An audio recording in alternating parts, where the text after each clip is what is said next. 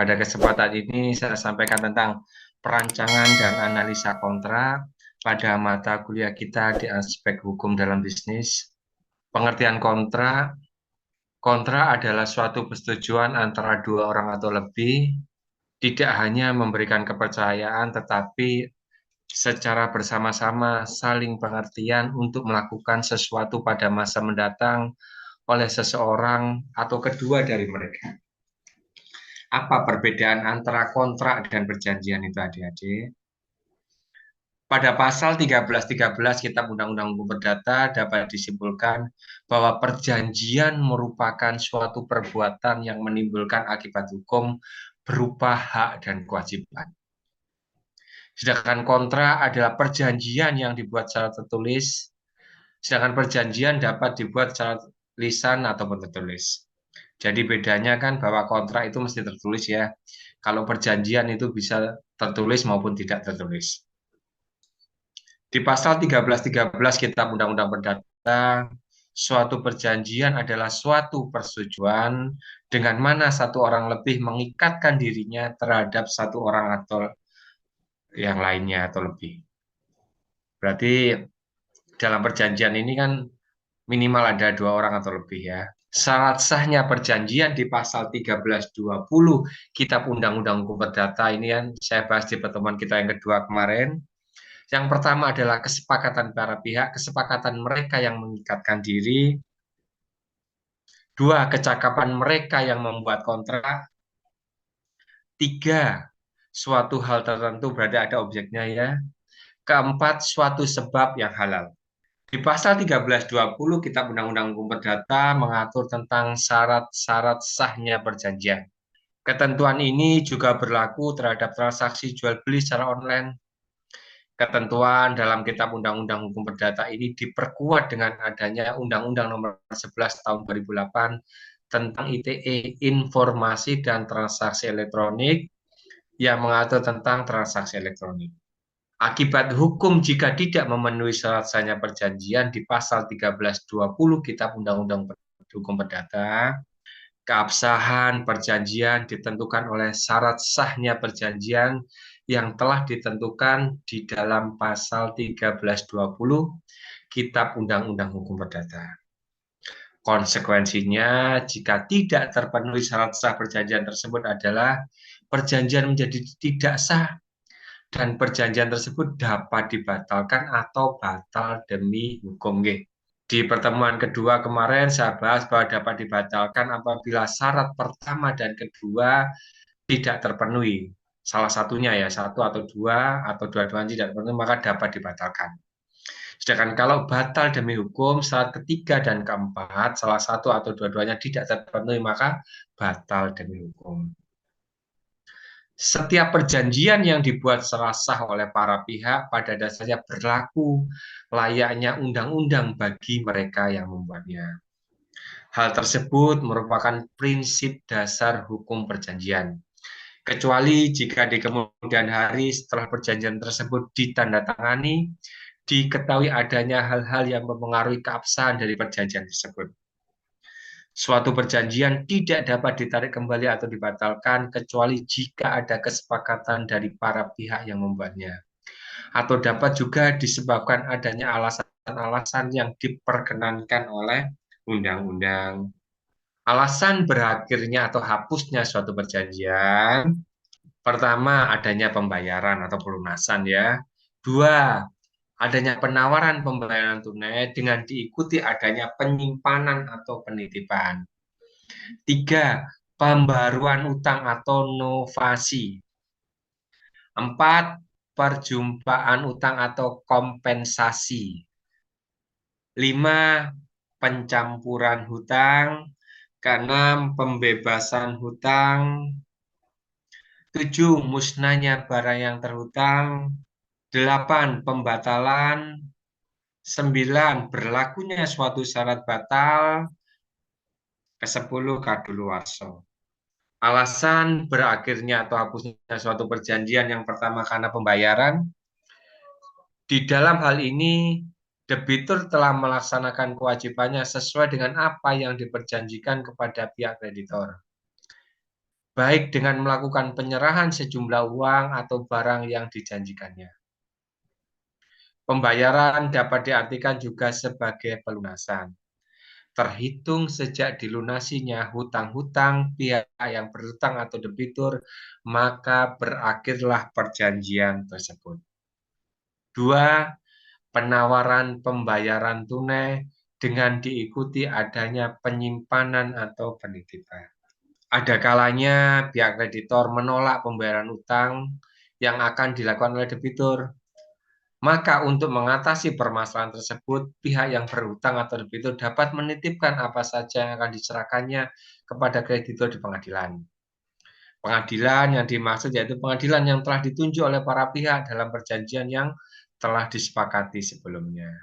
3. Adanya novasi atau pembaruan utang.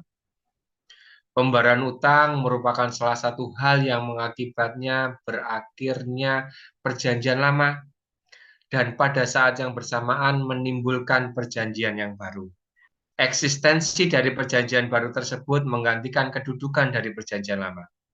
Adapun yang dimaksud dalam kategori pembayaran utang yaitu adanya utang lama yang dihapuskan dengan adanya suatu perjanjian yang baru, adanya perubahan kreditor atau debitor berdasarkan pada kesepakatan bersama.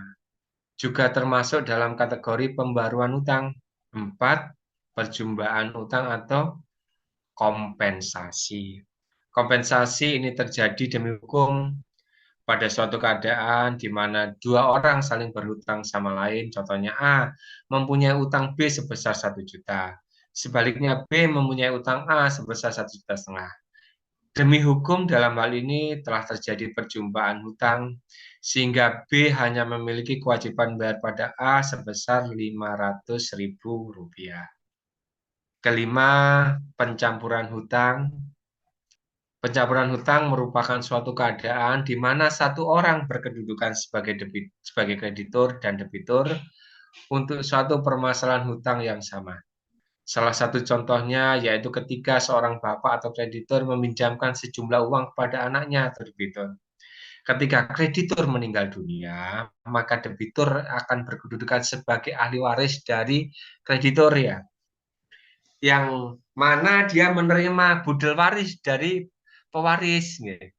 Maka ahli waris yang awalnya berkedudukan sebagai debitur, setelah kreditur meninggal dunia secara otomatis menurut hukum menggantikan kedudukan pewaris sebagai kreditur, termasuk utang piutang yang pada dirinya.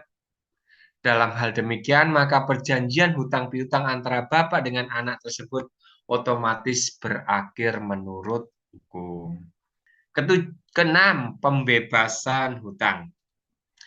Pembebasan hutang merupakan suatu perbuatan hukum yang mana pihak kreditor melepaskan haknya untuk melakukan penagihan piutang kepada debitur, termasuk berlaku demi hukum dalam utang piutang secara tanggung renteng. Sebagai contoh, misalkan A memiliki piutang ya kepada B, C, dan D sejumlah 3 juta secara tanggung renteng, berarti tanggung bersama ya. Kemudian A secara sukarela menyatakan membebaskan B atas utang-utang yang dimiliki A. Pada dasarnya demi hukum pembebasan utang tersebut juga berlaku terhadap C dan D kecuali jika ada pernyataan tegas dari A yang menyatakan sebaliknya. Berarti ada penegasan, ada perkecualian ya. 7. Musnahnya barang yang terhutang. Hilang atau musnahnya suatu objek perjanjian mengakibatkan perjanjian yang bersangkutan berakhir. Dengan catatan hilang atau musnahnya objek tersebut bukan merupakan kesalahan dari pihak debitur dan terjadinya sebelum debitur lalai dalam melakukan penyerahan kepada kreditur. 8. Pembatalan. Hal ini berkaitan dengan dipenuhinya syarat sah perjanjian sebagaimana ditentukan di dalam pasal 1320 sampai dengan pasal 1337 Kitab Undang-Undang Hukum Perdata, yaitu adanya syarat subjektif dan syarat objektif. Tidak terpenuhi syarat objektif yaitu sepakat dan kecakapan para pihak, memberikan hak kepada pihak dirugikan untuk mengajukan pembatalan atas perjanjian tersebut.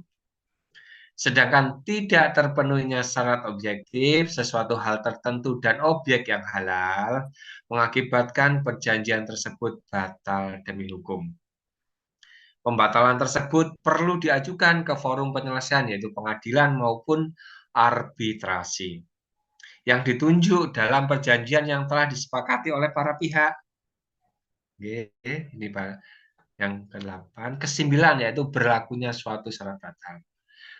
Hal ini berkaitan erat dengan adanya perjanjian bersyarat yang disepakati oleh para pihak, yaitu berakhirnya suatu perjanjian disebabkan oleh terjadinya hal-hal tertentu yang telah ditentukan dalam perjanjian.